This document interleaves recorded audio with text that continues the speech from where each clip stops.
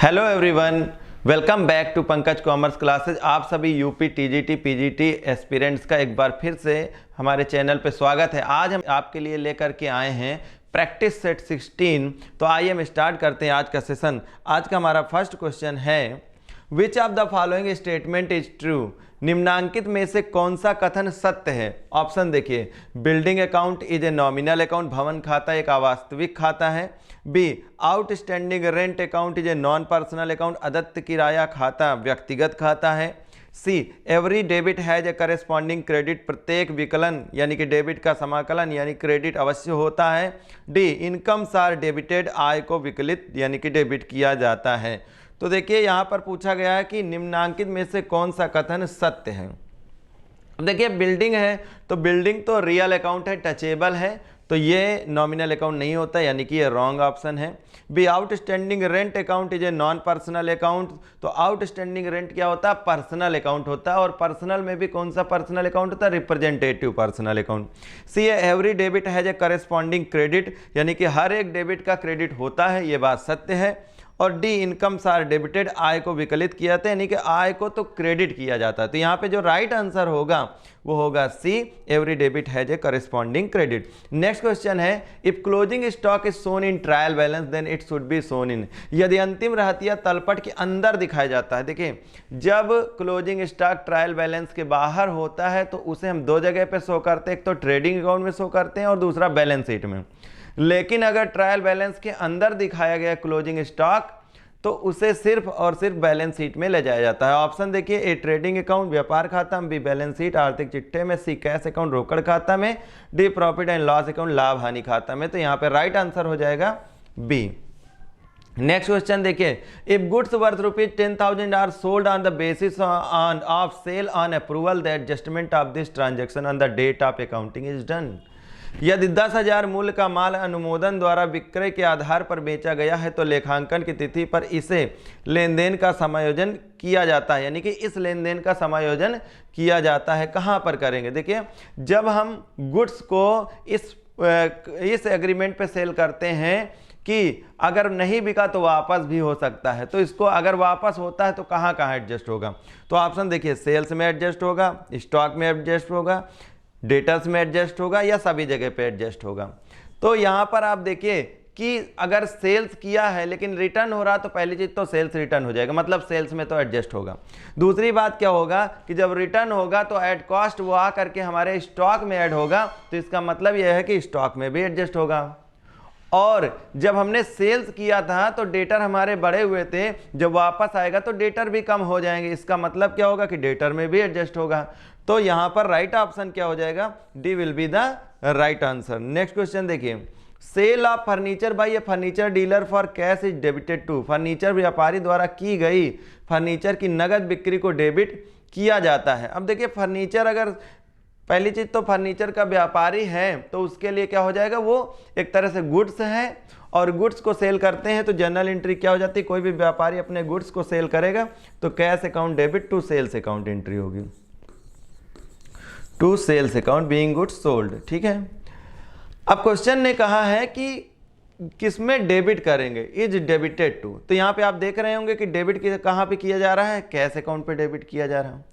तो ऑप्शन में देखिए क्या लिखा हुआ कि ए कैश अकाउंट पे करेंगे, बी सेल्स अकाउंट में करेंगे, सी फर्नीचर अकाउंट में करेंगे, D none of the above.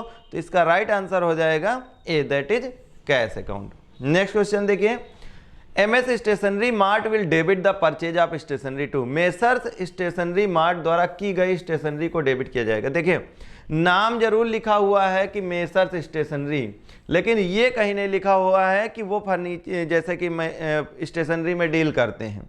अगर ये लिखा होता कि वो स्टेशनरी में डील करते हो, स्टेशनरी परचेज कर रहे हैं, तो हम ये मान करके चलते कि इन्होंने परचेजेस यानी गुड्स परचेज करा, एंट्री होती परचेजेज अकाउंट डेबिट और टू कैश अकाउंट हो जाती। लेकिन यहाँ पर पर्याप्त मात्रा में जो इन्फॉर्मेशन है वो नहीं दी हुई है कि वो स्टेशनरी के ही व्यापारी हैं, नाम उनका एमएस स्टेशनरी मार्ट जरूर है। तो ऐसी कंडीशन में ये स्टेशनरी उनके लिए जनरल एक्सपेंसेस की तरह से हो जाएगी। अब यहाँ पर एजम्पशन अगर आप ये लेते हैं कि नहीं वो स्टेशनरी में ही डील करते हैं तो फिर एंट्री हो जाएगी purchases account debit to cash. जबकि अगर हम ये मान के चलते हैं कि वो स्टेशनरी में डील नहीं करते हैं और उन्होंने परचेजेस करी हुई है, तो ये फिर उनके जनरल एक्सपेंसेज में आएगा। तो ऑप्शन देखिए यहाँ पर, A general expenses, B purchases account क्रय खाते में, सी स्टेशनरी अकाउंट स्टेशनरी खाते में, और D none of the above. तो यहाँ पर हमने जैसा माना है कि ये स्टेशनरी में डील नहीं करते हैं, तो इनके लिए जनरल एक्सपेंसेज होगा। अगर कहीं पर यही क्वेश्चन आता है कि वो स्टेशनरी में डील भी करते हैं, तो वहाँ पर क्या आ जाता है, परचेजेस अकाउंट आ जाएगा। नेक्स्ट क्वेश्चन देखते हैं, journal is a book of. अब जर्नल क्या होता है? जर्नल मालूम है कि सबसे पहले हम ट्रांजैक्शंस को रिकॉर्ड कहाँ करते हैं, तो जर्नल में करते हैं। तो जर्नल के लिए कहा गया कि फर्स्ट एंट्री पहली प्रविष्टि की, ये बात सत्य है। बी ओरिजिनल एंट्री मूल प्रविष्टि की, ओरिजिनल एंट्री भी है। सी डेट वाइज एंट्री होती है, हाँ डेट वाइज भी जर्नल होती है। फिर लास्ट ऑप्शन दिया D all of the above. तो देखिए आप इनको देख करके किसी में भी ऑप्शन में आप सही मान सकते हो, लेकिन क्या होगा कि आपको बेस्ट ऑप्शन चुनना है, और जब बेस्ट ऑप्शन आप देखोगे तो यहाँ पर डी ही नजर आ रहा है, all of the above. Next question देखें, the installation expenses for a new machinery will be debited to. एक नई मशीन की स्थापना व्यय को डेबिट किया जाएगा।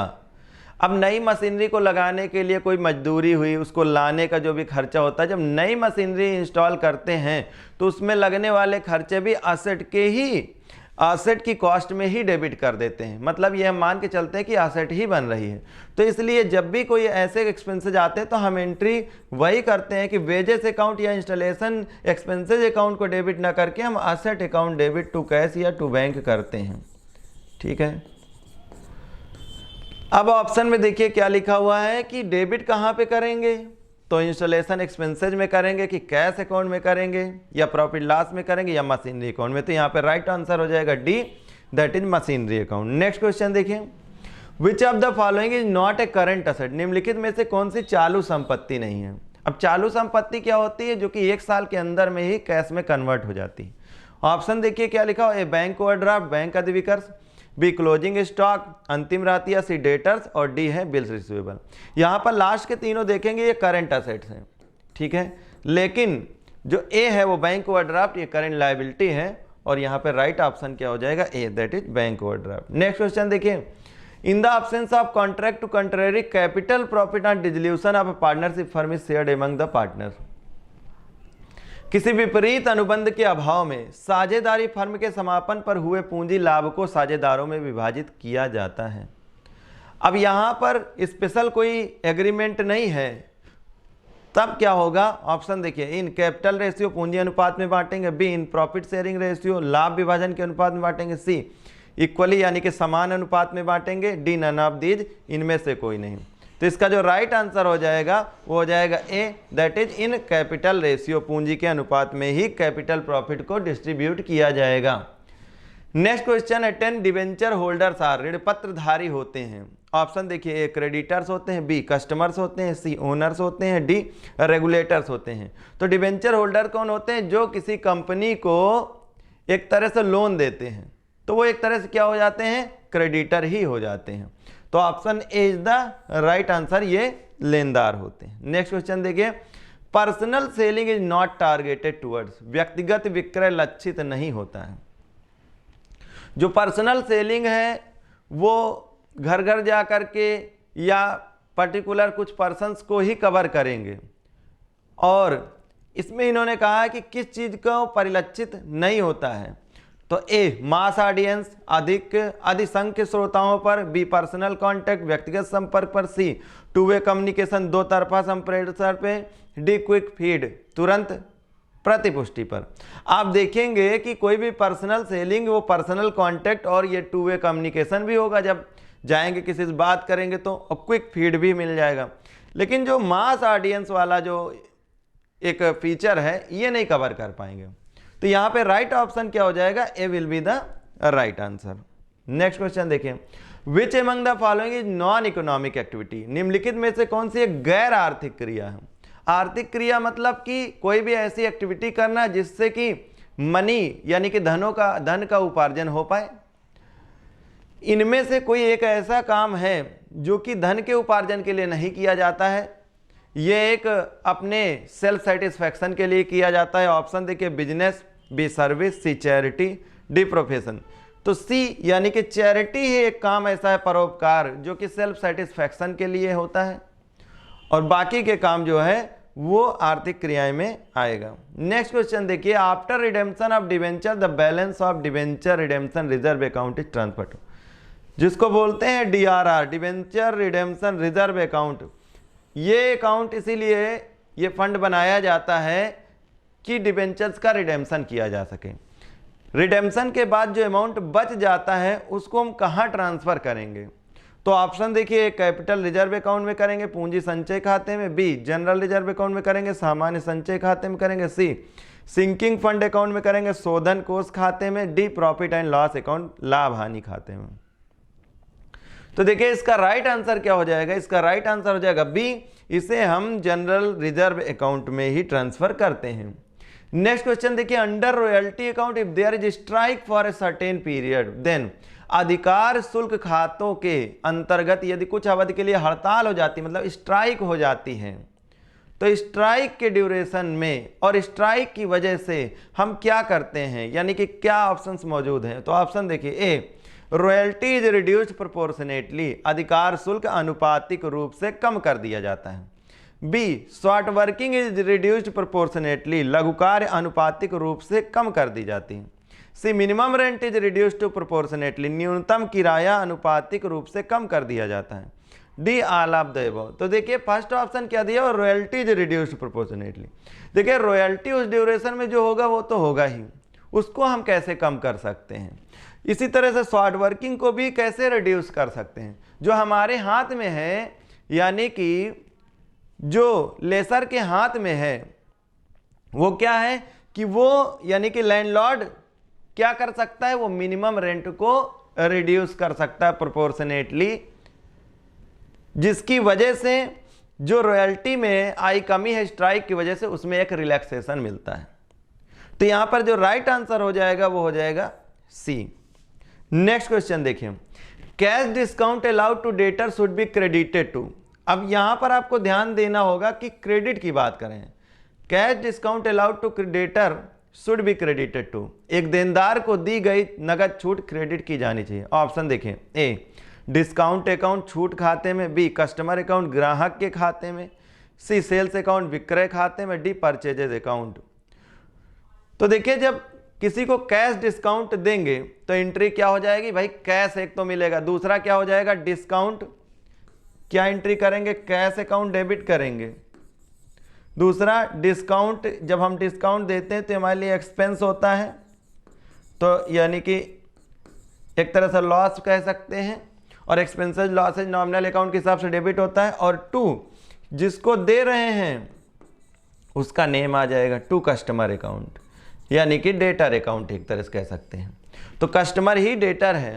तो ऑप्शन देखिए, discount account, B customers account, C sales account विक्रय खाते में, डी परचेजेज अकाउंट क्रय खाते में। तो यहाँ पे राइट ऑप्शन हो जाएगा B, that is customer account. Next question देखिए, शॉर्ट वर्किंग मीन्स लघु कार्य का आशय है, A excess of minimum rent over royalty, अधिकार शुल्क पर न्यूनतम किराए का अधिक, B excess of royalty over minimum rent, न्यूनतम किराए पर अधिकार शुल्क का अधिक, सी सरप्लस ऑफ रॉयल्टी अधिकार शुल्क का अधिक, D excess of actual rent over minimum rent. देखिए ऐसे क्वेश्चन बहुत ही कंफ्यूजिंग होते हैं और इसमें ये डिसाइड कर पाना मुश्किल हो जाता है कि पढ़ा आपने सही है, आता भी है आपको, लेकिन ऑप्शन कौन सा होगा।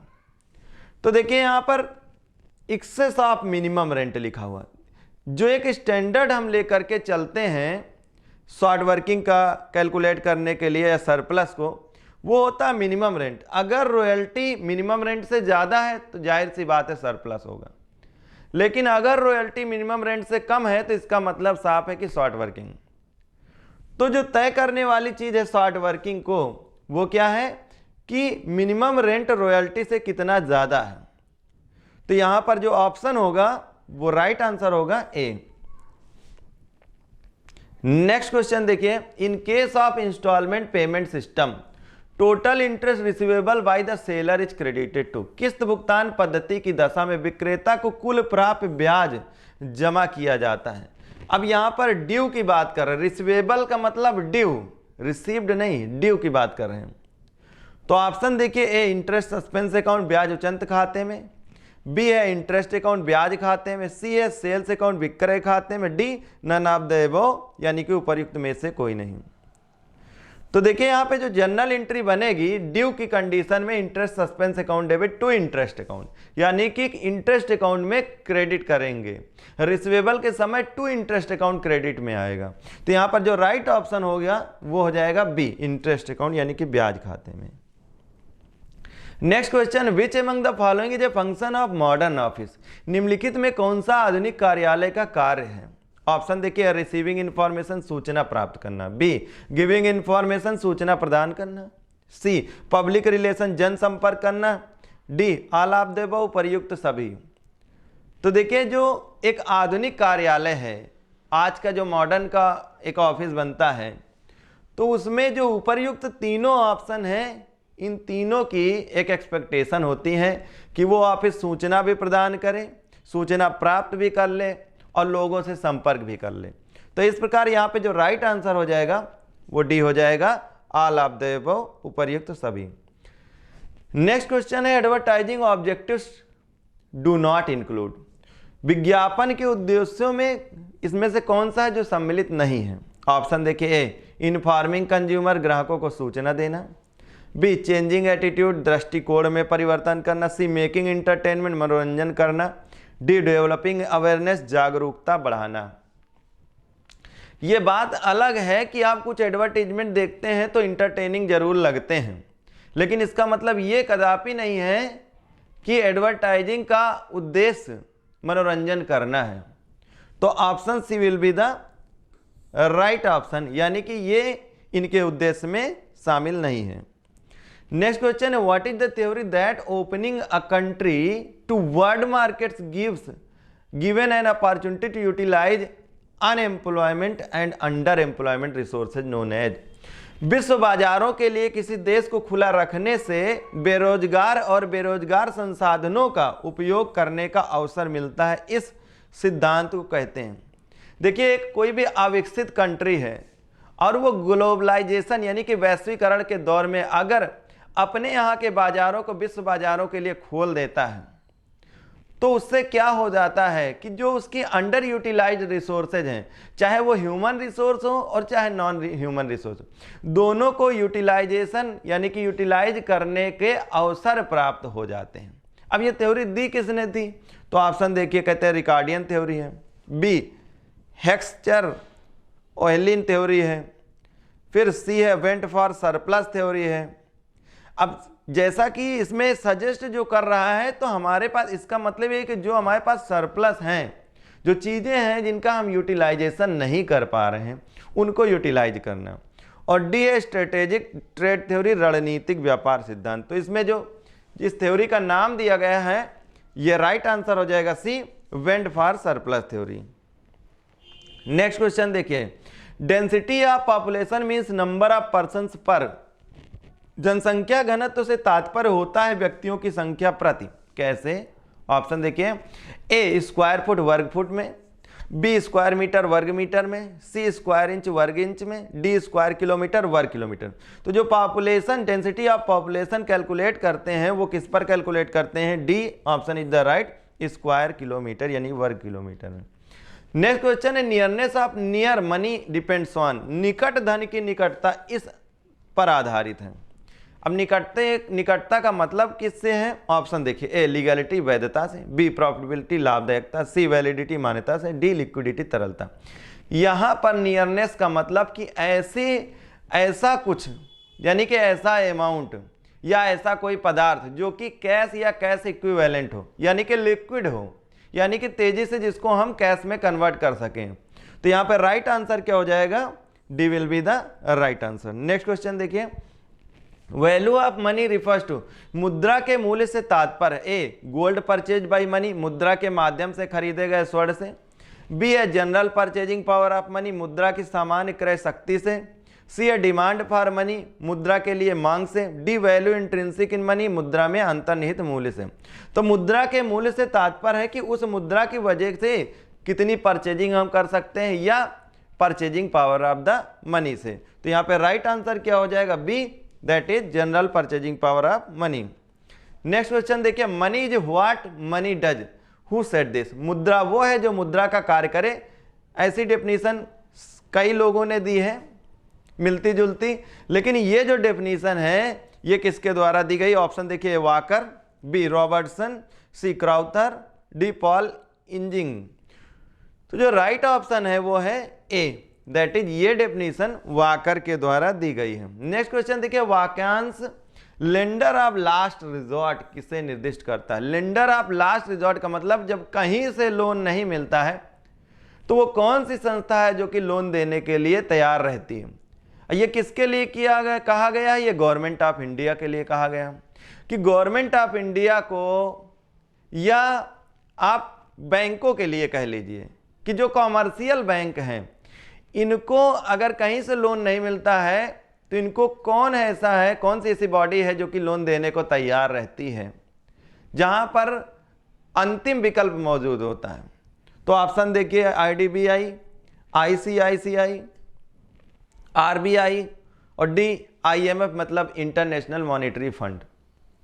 तो देखिए, जो ये कॉमर्शियल बैंक के परिप्रेक्ष्य में कहा गया है कि lender of the last resort कौन है उनके लिए, तो राइट आंसर हो जाएगा C, that is Reserve Bank of India ही lender of the last resort है। नेक्स्ट क्वेश्चन देखिए, questionnaire survey method is use to collect, प्रश्नावली सर्वेक्षण विधि का प्रयोग संग्रहण करने हेतु होता है। अब ये जो क्वेश्चनायर मेथड है ये एक लिस्ट ऑफ क्वेश्चंस होते हैं। अब क्वेश्चनायर क्या होता है? लिस्ट ऑफ क्वेश्चंस जो होते हैं इनके और भी फीचर्स हैं। इनमें कहा जाता है कि जब भी आप क्वेश्चनायर किसी को भेजिए तो उसमें कुछ चीज़ों का ज़रूर ध्यान रखिए, जिसमें कि उनका क्रम सही होना चाहिए, किसी से कोई पर्सनल क्वेश्चन ना पूछे जाए, कैलकुलेशन संबंधी यानी कि जो बहुत ज़्यादा कैलकुलेटिव ऐसे क्वेश्चन ना भेजिए, और इसे इस तरह से तैयार करके चाहे तो किसी पर्टिकुलर जिनसे हमें डेटा कलेक्ट करना है उनको बाय पोस्ट भेज दीजिए, या इन्यूमरेटर के द्वारा भी भेजा जा सकता है। और वो जो पर्सन है इन्फॉर्मेंट जिनसे हमें सूचना लेनी है वो लोग इस क्वेश्चनायर का रिप्लाई करते हैं रिटन में या नो में आंसर दे करके, या जैसा भी उनको सजेस्ट किया जाता है, जैसा उनको इंस्ट्रक्शन दिया जाता है, और वो फिर इसको वापस भेजते हैं। इसे ही क्वेश्चनायर कहते हैं। तो ऑप्शन कहते हैं कि प्रश्नावली सर्वेक्षण विधि का प्रयोग संग्रहण करने हेतु, क्या संग्रहण करने हेतु? तो ये क्या टर्सरी डेटा यानी कि तृतीयक समंक, बी सेकेंडरी डेटा द्वितीयक समंक, या प्राइमरी डेटा प्राथमिक समंक, या नानावदेव? तो जैसा कि मैंने कहा कि ये एक तरह से प्योर डेटा कलेक्शन का तरीका होता है। इसमें पक्षपात की चांसेस, बायसनेस के चांसेस भी कम हो जाते हैं। तो इस तरह से ये प्राइमरी डेटा का कलेक्शन का मेथड है। C will be the right answer. Next question है, the middle value of an ordered array number is the. अब देखिए, कोई भी असेंडिंग ऑर्डर में अरे में एक डेटा है और उसका मिडिल वैल्यू निकालना है, कैलकुलेट करना है मिड वैल्यू।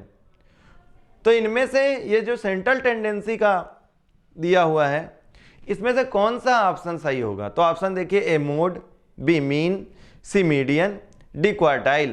तो ये राइट आंसर क्या हो जाएगा? सी, यानी कि मीडियन कैलकुलेट होता है इससे। Next question, tally seats are use to determine. जो टैली सीट्स आपने देखा होगा कि 1 2 3, अब इसकी जगह पे हम ये 3 कर लेते हैं, 1 2 की जगह पे 2, ये टैली सीट्स होता है। तो टैली सीट्स का प्रयोग निर्धारित करने के लिए किया जाता है। क्या निर्धारित करते हैं इससे? ऑप्शन देखिए, क्लास लिमिट वर्ग सीमा, B frequency of each class प्रति वर्ग की आवृत्ति संख्या, सी नंबर ऑफ क्लासेज वर्गों की, डी कंटिन्यूअस सीरीज निरंतर श्रृंखला की। तो जो इससे कैलकुलेट करना चाहते हैं वो आवृत्ति को कैलकुलेट करना चाहते हैं, और यहां पर राइट ऑप्शन हो जाएगा B frequency of each class. Next question है, वाउचिंग इज कंसर्न विद, प्रमाणन का संबंध है।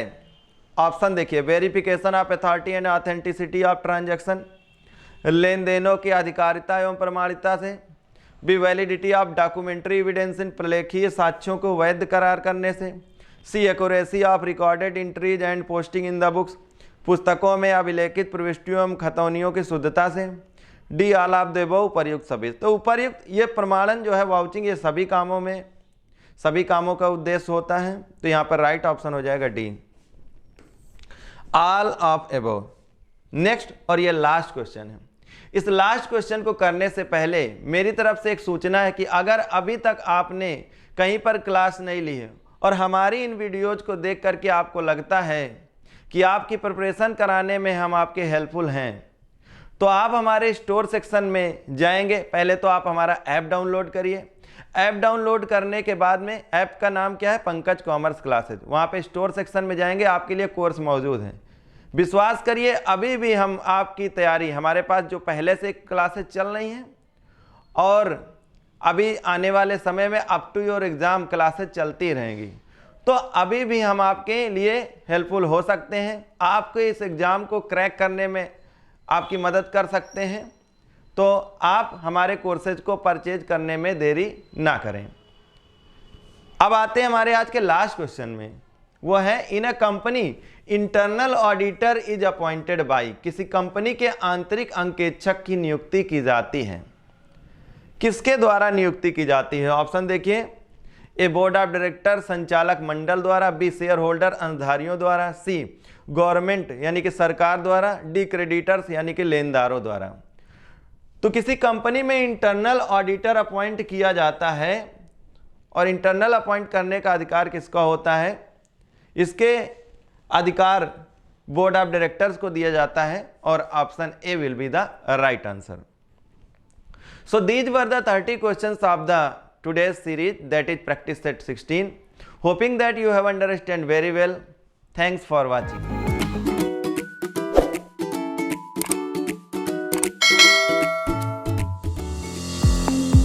Now, students can enjoy online mode of digital learning with official app of Pankaj Commerce Classes available in Play Store.